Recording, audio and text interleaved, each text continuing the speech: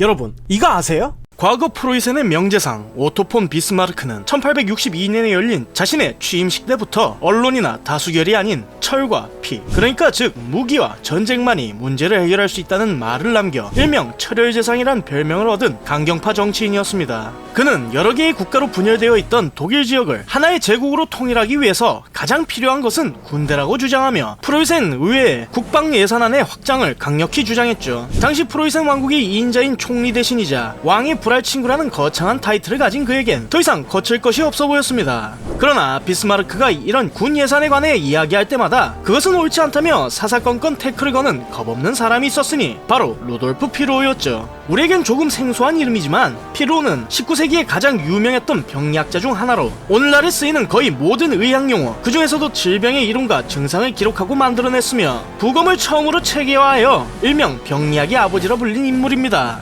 특히 위생적이지 못한 환경에서 고통받는 가난한 이들을 진료한 경험이 있던 그는 전염병과 같은 질병에 관한 최고의 처방은 제도 자체를 개혁하는 것이라며 정치에 입문한 뒤 스스로 당을 만들어 환경 개선과 의료복지에 힘쓰던 사람이었죠. 나라의 군비 확장을 부르짖는 보수 성향 정치인과 서민 복지를 주장하는 진보 성향의 정치인이었던 이 두 사람의 관계는 서로에게 있어 그야말로 섞일래야 섞일 수 없는 물과 기름 같은 존재였습니다. 이후 1865년 국회 예산위원장이 된 피로우가 해군 예산 확장에 관한 비스마르크의 요청을 거절하게 되면서 쌓이고 쌓이던 갈등은 결국 터지고야 마는데, 격분한 비스마르크가 피로우에게 듀얼을 신청했으니까 말이죠.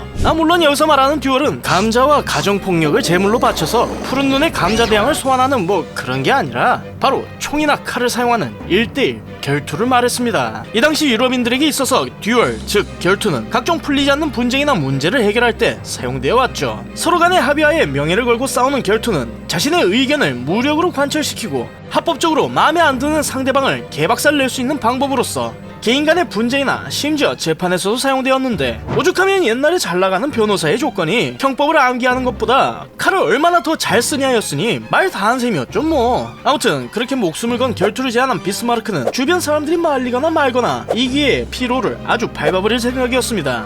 만약 여기서 겁먹은 피로우가 결투를 포기한다면 두 번 다시 자신에게 개기지 못할 만큼 그의 명예를 땅바닥으로 떨어뜨릴 수 있었으니까요. 하지만 놀랍게도 피로우는 여기서 물러나지 않고 흔쾌히 결투를 받아들이며 대신 한 가지 조건을 걸었습니다. 결투에 사용될 무기는 자신이 고르게 해달라고 말이죠. 이미 오래전 대학교에 다닐 무렵부터 하라는 공부 대신 25번의 결투를 통해 상대방을 불구로 만들거나 죽음에 이르게 한 전적이 있던 비스마르크에게 있어 실제 결투 경험이 없는 의사 나부랭이 정도는 그야말로 순살시키기 딱 좋은 상대였기에 비스마르크는 자비를 베푸는 셈 치고 피로에게 결투에 쓰일 무기를 정하는 것을 양보하며 다음날 결투 약속을 잡게 됩니다. 이후 날이 밝아오고 사람들이 모인 광장에서 프로이센식 현피를 벌이게 된 피로가 자신이 선택한 무기를 들고 등장하게 되는데, 놀랍게도 그 무기의 정체는 총이나 칼이 아닌 바로 굵고 긴 소시지 2개였습니다.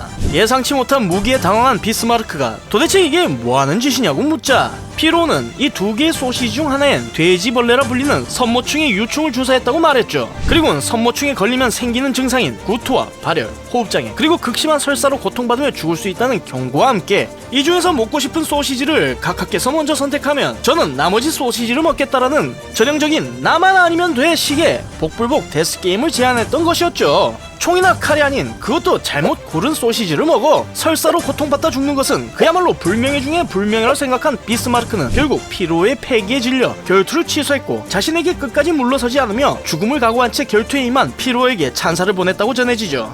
이후 두 사람은 여전히 정적으로서 서로를 견제했지만 나라를 생각하는 마음은 똑같았습니다. 몇 년 뒤 벌어진 프랑스와의 전쟁에서 피로는 군의로 활동하며 프로이센의 병사들을 구해냈고 비스마르크는 지휘관으로 병사들을 통솔해 각자 자신의 위치에서 나라를 위해 헌신했으니까 말이죠. 몰라도 상관없는 지식 몰상식, 다음 시간에 좀 더 재미난 이야기로 찾아뵙겠습니다. 감사합니다.